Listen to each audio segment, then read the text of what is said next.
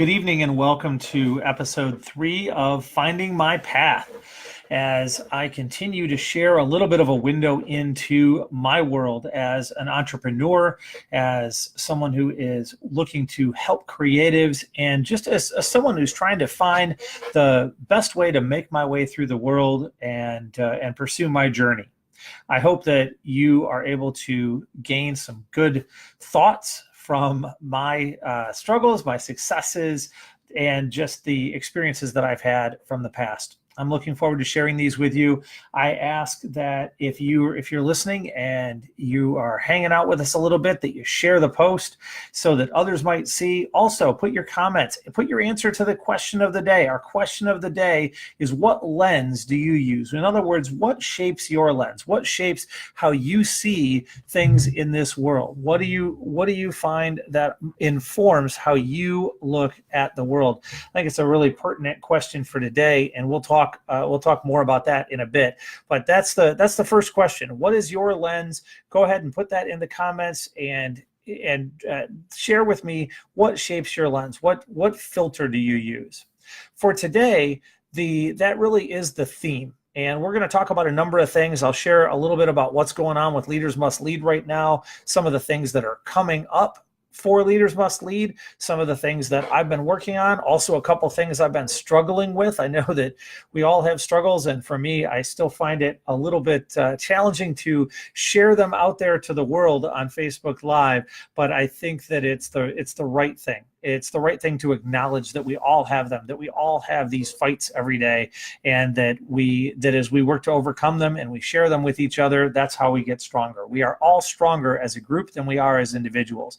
And then lastly, I'll take a moment and share 3 observations from my lens. In other words, 3 things that have been on my mind lately that really have shaped or have come, maybe the observations come from how I see the world, or maybe they have shaped how I see the world, but I want to share those with you as well. So we'll take just a few minutes and jump through these, and I hope that, again, that you find that my opportunity to find my path helps you maybe to take a step forward in finding yours. Good to see you, Joshua. And I think the book, The Shambhala Sacred Path, that's of the Warrior. That's very interesting. It's not one I've read. I will pick that up on Kindle later tonight.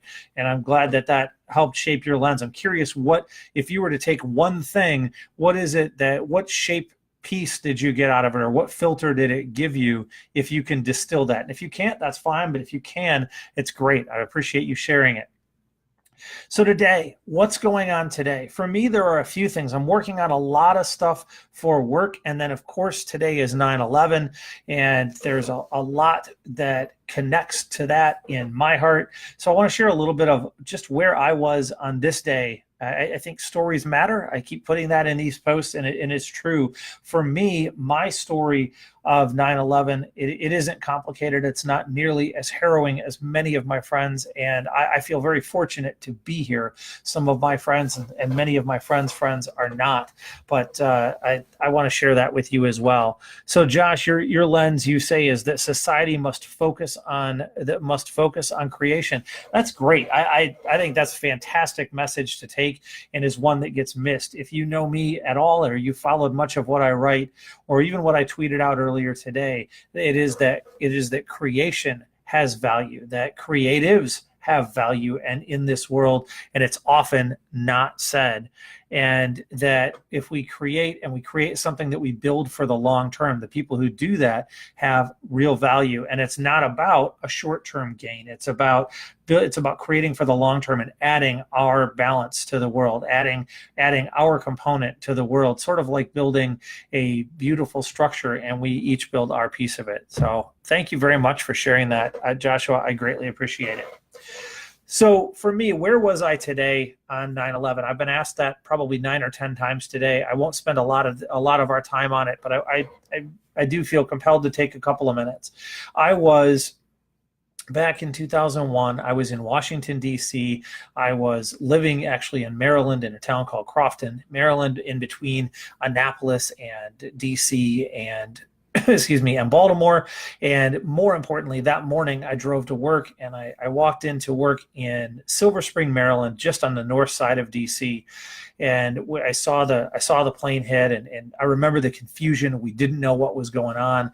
We were terrified. We were concerned, all the things that everyone felt. And I had people who were on their way to work who saw the plane and felt the plane that hit the Pentagon.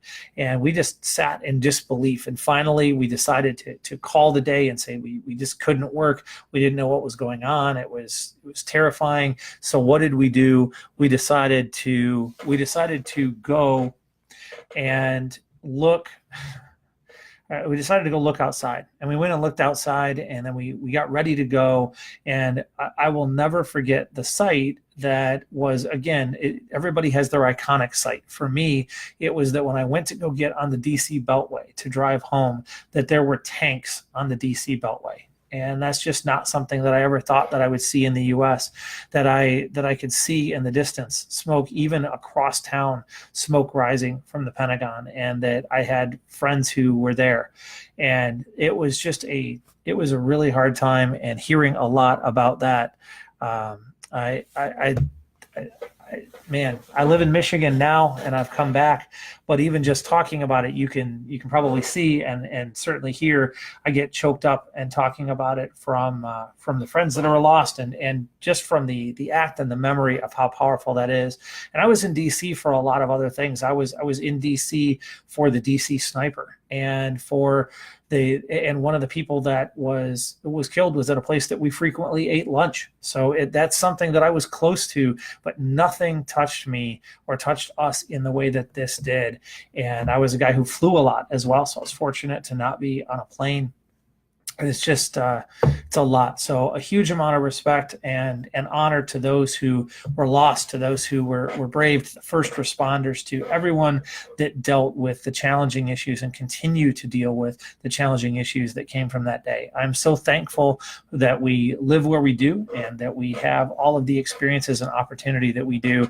And I look at that day as I imagine many must have looked at Pearl Harbor. And I've spoken to many survivors from that. I've watched a lot of documentaries and movies based upon that, and it's nothing like being in the middle of it. We all have our memories. That is mine. Again, I wasn't in New York. I have a lot of friends who were, unfortunately, but that's my memory. So we'll move on. I just felt like it was important, and I appreciate, Joshua, your sentiment as well. Thank you. So what else is going on today? Let's other than the fact that today is 9/11, this week is a very busy week for Leaders Must Lead.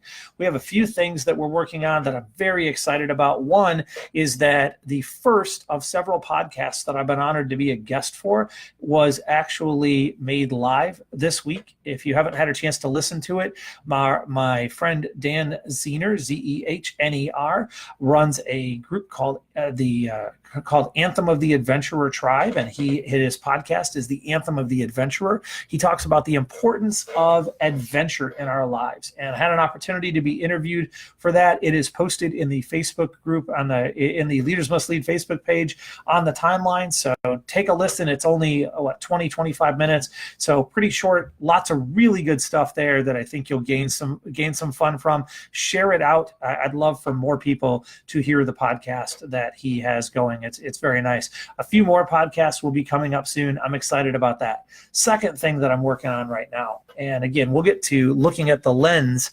pretty soon of what shaped my lens or what observations I've made, but just touching on a few more things that are going on. The next one is the website launch. I am so excited. When I made my current website, leadersmustlead.com, check it out. When I made it, it was good, and it's held up pretty well. It looks professional. I think it looks nice. But what I didn't know And this is a good lesson maybe for those of you who might be in business on your own or looking to go in business. I didn't know at that time exactly who my audience was. I didn't know at that time exactly which services that I would be offering that would connect. And so we made a website that is really nice and really professional, but it's not as functional as it could be for what I need right now. It is more like a vague business card as opposed to a very specific actionable business asset. I think you guys will be absolutely blown away by the new website that'll be out in just a few weeks. And we're hoping by October 1st is the target.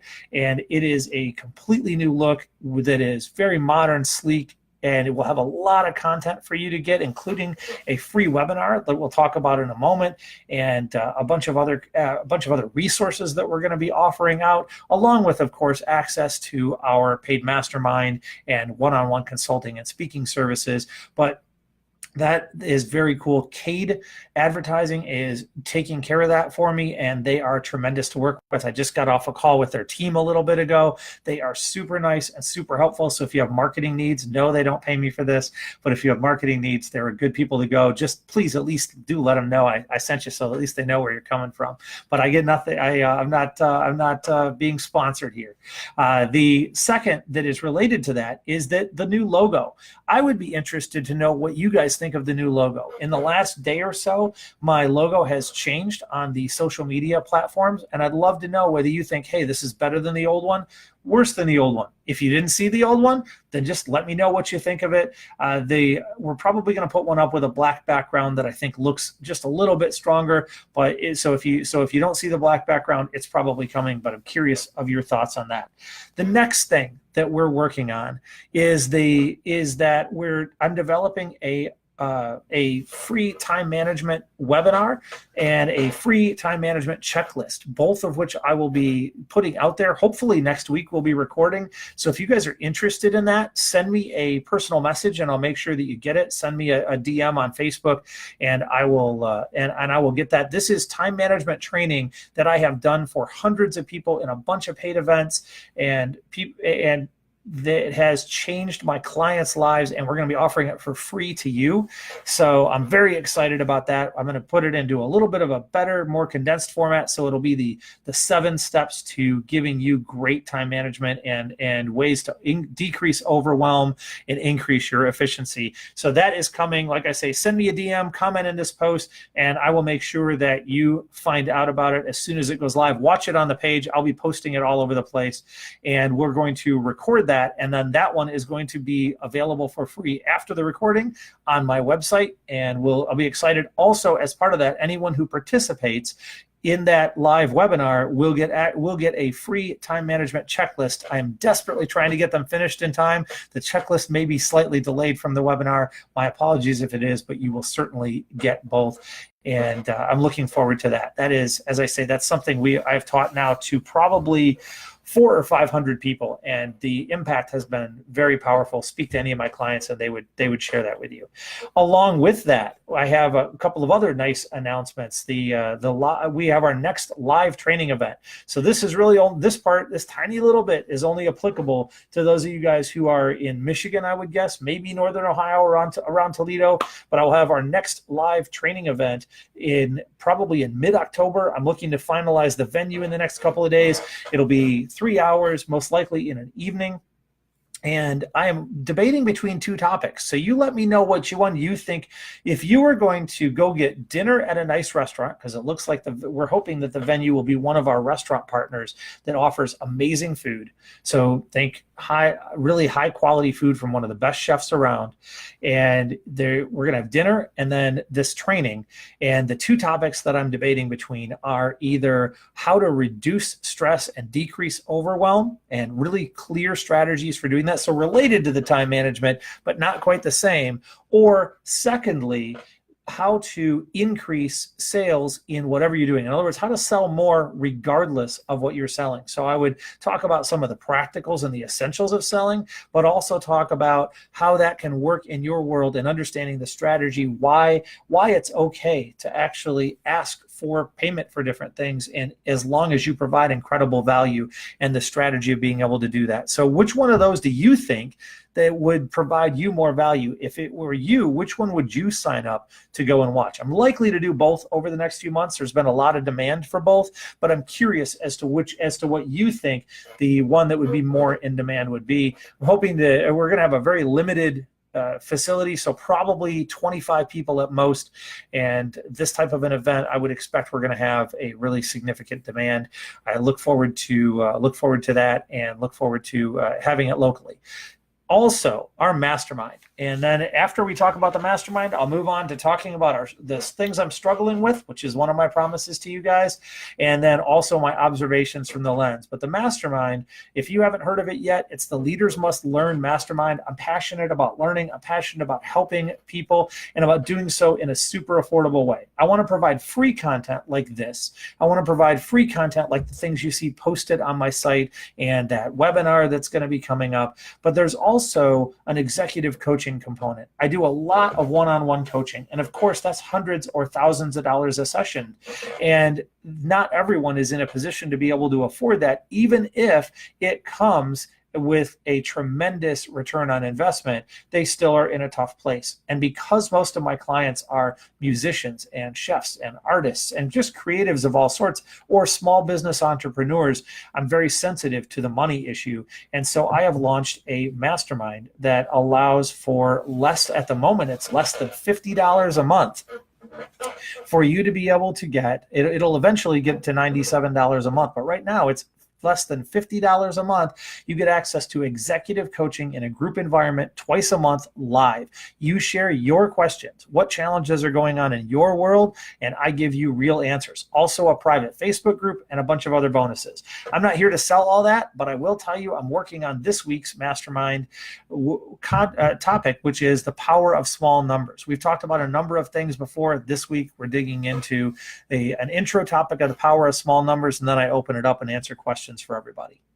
So now that we've talked about what's going on in my world, which feels like a lot when I list it out like that, now I want to talk a little bit about these last two topics. The daily struggle is what I call this. I think, man, what is my daily struggle? We all have a daily struggle. What's mine? What are you struggling with right now? If you're not comfortable putting it in the comments, I understand. If you are, then feel free. I would love to hear and love to connect with you. For me, this week, there are really two things that I've struggled with.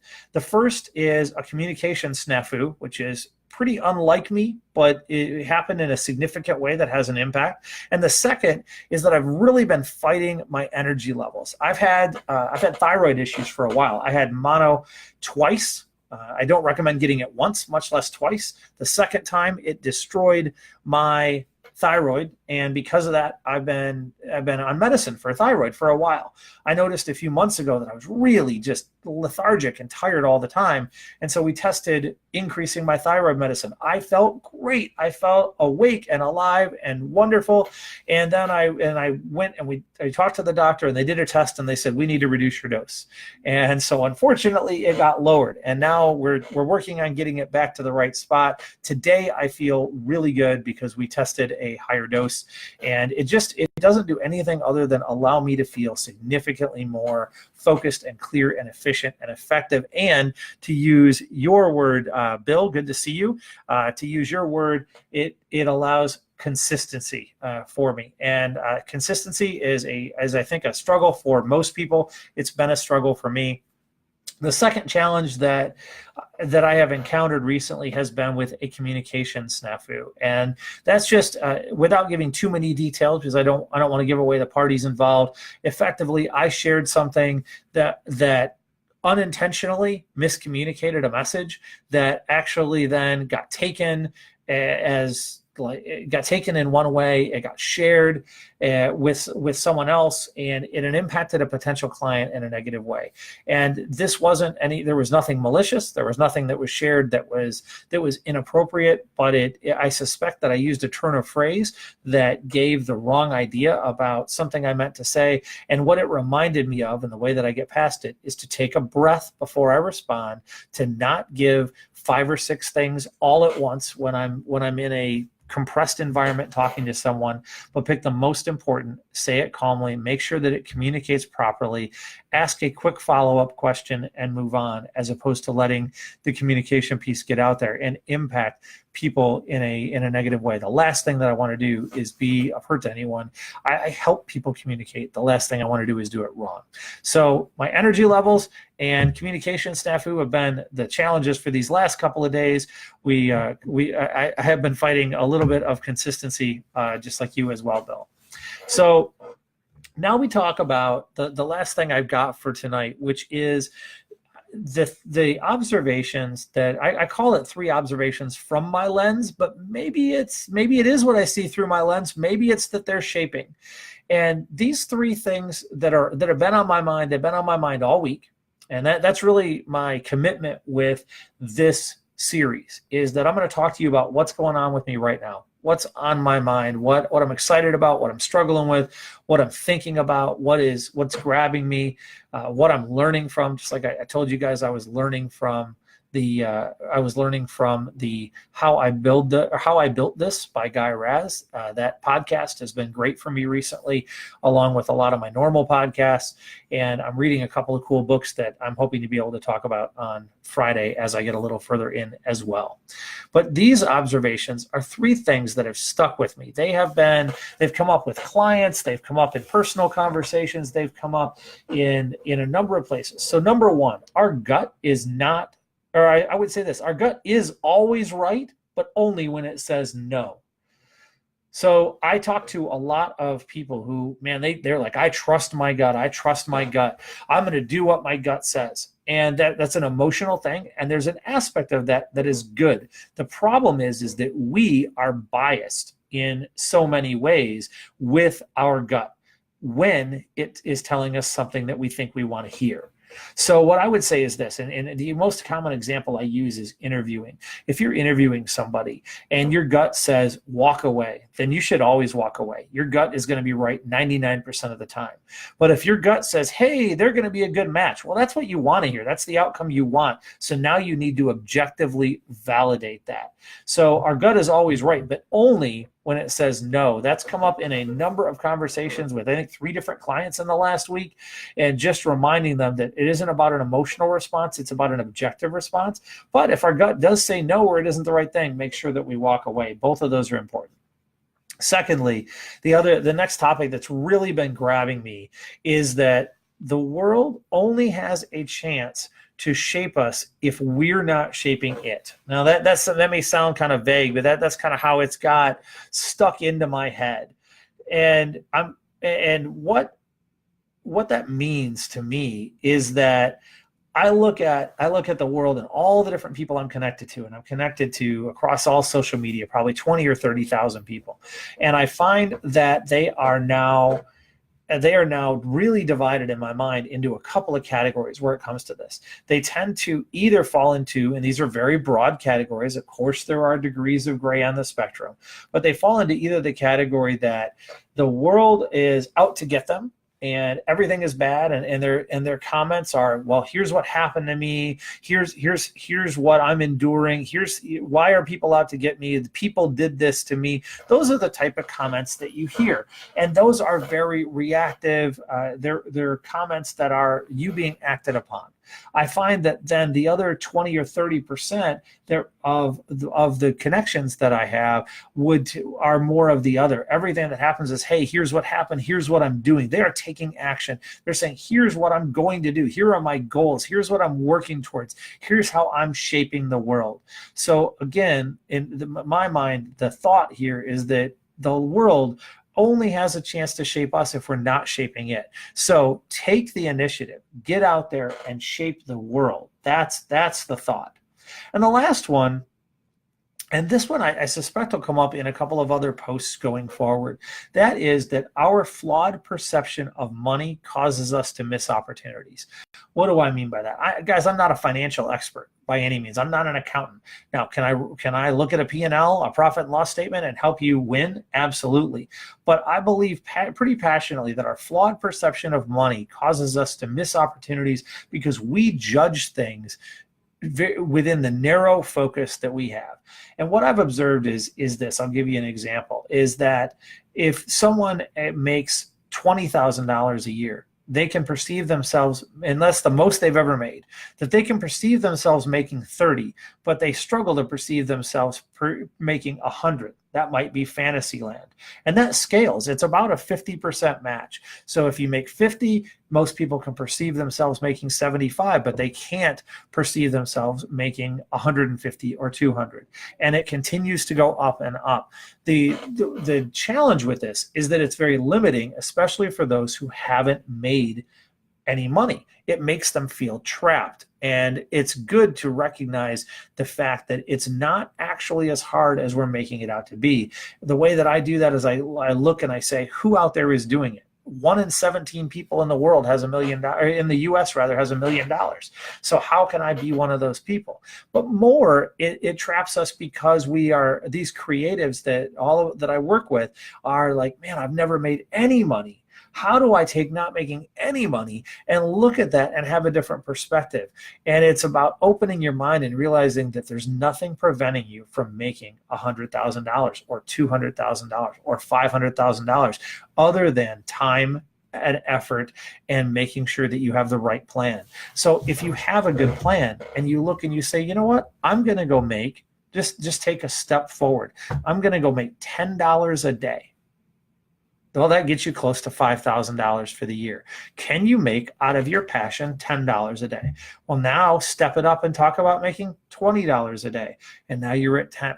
Can I make $100 a day? Wow, now I'm making almost 40 grand a year if I make $100 a day. Can I make $10 an hour? That's $250 a day. And now, guess what? I'm getting really close to that number, and I can make 6 figures. So what is it that I need to do in my career to get to where I earn $250, to where I earn $300 a day? $300 a day is $2,100 a week, is about $105,000 a year, a little more than that.